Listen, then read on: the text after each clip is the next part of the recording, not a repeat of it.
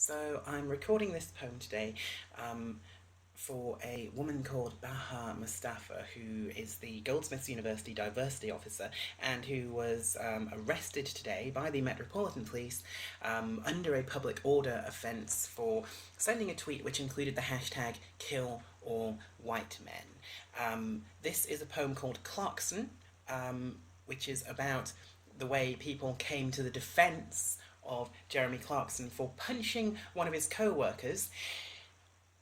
I wonder exactly how many of those same people are going to come to the defence of someone like Baha Mustafa for what she did, because there seems to be a double standard when it comes to freedom of speech in this country, because it's the freedom of speech of MPs slagging off teachers, the freedom of speech of homophobic street preachers, rich white men who call disabled people leeches, leading me to wonder just who the fuck is free speech for? Because it seems like it's free speech to say slope and pikey, but if I say kill all white men, I'm not behaving very nicely.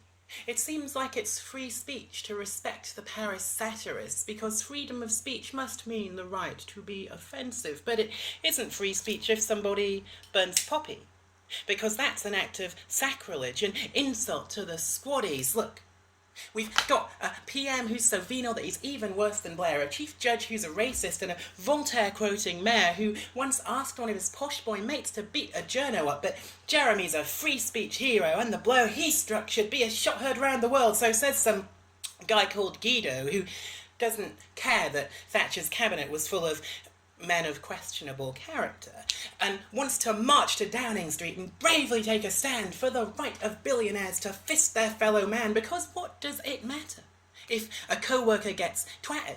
Because a spoiled old sports car bore is absolutely ratted. The principle's the thing, you see. The principle is this: any man who's white and cis and adequately rich should never face the consequence of what they do when pissed. That's why girls who wind up raped by soccer stars are asking for it.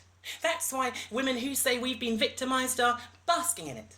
That's why lads on stag nights guess that every lass is gagging for it. That's why sports presenters chuckle about smashing it in. This is not about one punch. This is about the patriarchy. Rule by rich old white cis men who get away with murder by distracting you with pictures of a woman in a burqa or a miniskirt or anything a camera lens can police, because it seems that women's clothes are evidently not protected speech when what we wear can be the difference of conviction and acquittal on the basis that rape's fated if we're wearing very little. And if you've been drinking, baby, what the hell did you let yourself in for? You can't claim you've not consented when we know you've had a skinful. Listen, do the math, my love. You'll find it's really simple. Woman plus drink minus clothes. You deserved it. Man plus rich plus white equals impervious.